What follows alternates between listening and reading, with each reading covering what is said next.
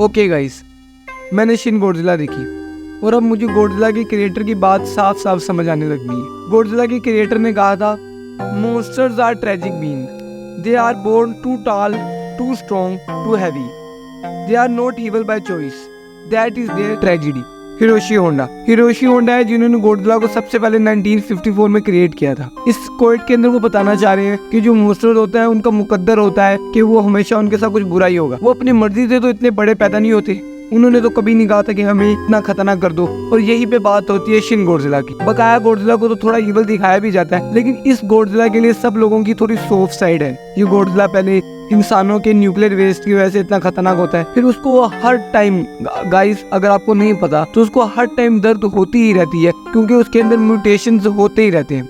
तो सोचें, जब तक वो इवोल्व होता रहेगा पहले उसको हर टाइम दर्द होती रहती है। वो कभी भी न्यूक्लियर पल्स छोड़ता ही नहीं है, ना किसी इंसान को पहले मारने के लिए, ना किसी और वजह से। आप उसको जब जब स्क्रीन टाइम में देखेंगे वो बेचारा भाग ही रहा होता है या वो रुक जाता है अपने दर्द से। लेकिन जब इंसान उसमें बॉम्ब गिराते हैं ना, तो उसका जो दर्द होता है ना, उससे ज्यादा मेरे दिल को, अगर आपको शायद फील ना होता हो, लेकिन मुझे वो आप उस सीन के अंदर बहुत फील हुआ कि उसको जब बम पड़े थे ना, वो एक सीन है। और सॉरी गाइस, मैं आपको बताना भूल गया, आगे स्पॉयलर्स हो सकते हैं।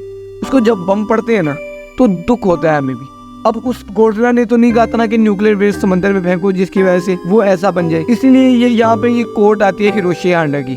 हमें पता है कि जितने भी मॉन्स्टर क्रिएचर्स है ना, वो शुरू से ही उनको पहले बुरा दिखाया जाता है, लेकिन हमेशा जो पब्लिक की सॉफ्ट साइड उनकी तरफ ही होती है। ये बात तो हमें पता है कि 2005-6 पता 5 के अंदर ही आई थी किंग कॉन्ग। उसके अंदर भी वो एक मॉन्स्टर था, लेकिन वो मॉन्स्टर में हम इंसानों से भी ज्यादा इंसानियत थी। ये बात हम सबको पता है। लेकिन स्टोरी में साइड पे भटक रहा हूँ। उसके मरने से, किंग कॉन्ग के मरने पे दुख सबको हुआ था। अब बात करते हैं शिन गॉडजिला की। शिन गॉडजिला की स्टोरी आपको थोड़ी सी स्लो लग सकती है आज की मूवीज के लिहाज से, और ऊपर से मुझे पता नहीं है इसका हिंदी डब आया है या नहीं, ये मुझे पता नहीं है। लेकिन अगर आप इसको जापानीज में सबटाइटल के साथ या इंग्लिश में भी देखेंगे तो कोई बड़ा मसला नहीं। इसमें शिन गॉडजिला का टाइमिंग थोड़ी कम है, लेकिन जितनी देर शिन गॉडजिला को दिखाया गया यार, मजा आ गया। ये होता है गॉडजिला, वो एक कैटास्ट्रोफे की वजह से बना है। ये मुझसे बोला कि नहीं जा रहा है, ओके। वो उन इंसानों की वजह से बना है और इंसान ही अब उसको एंड पे खत्म कर देते हैं। अब बात करते हैं इस मूवी के बेस्ट सीन के बारे में। उसका सबसे बेस्ट सीन है जब उसपे बम गिरते हैं और वो न्यूक्लियर पल्स और अपने से मैग्मा बाइंड निकालता है। भाई वो सीन थोड़ा हॉरर स्केरी भी फील होता है। उस बेचारी का जो दुख है ना, उस गाने के अंदर फील होता है। उसके अगर आप गाने के लिरिक्स पढ़ेंगे ना तो आपको पता लगेगा कि उस गाने के लिरिक्स का मतलब क्या है। और उसके अलावा मूवी बिल्कुल परफेक्ट है, एक गॉडजिला की मूवी है। अगर अब मैं मूवी की राइटिंग की बात करूंगा, बिल्कुल परफेक्ट है। उसकी थोड़ी स्क्रीन प्ले थोड़ा सा बोरिंग हो सकता है, लेकिन गॉडजिला के टाइम भी नहीं।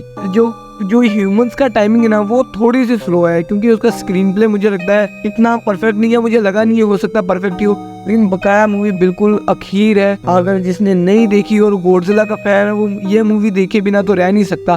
मैं नहीं मानता कि अगर कोई अपने आप को गॉडजिला का फैन कहता है और उसने शिन गॉडजिला नहीं देखी, आप जाके देखें। और जब मैं -1 देखूंगा तो मैं उस पर भी रिव्यू लाऊंगा। तो गाइस सब्सक्राइब कर देना। वैसे भी मुझे नहीं लगता अभी इस चैनल पे कोई सब्सक्राइबर है। और चलते हैं अब अगली वीडियो। आप बताना मुझे कमेंट्स में मैं किस पे बनाऊं।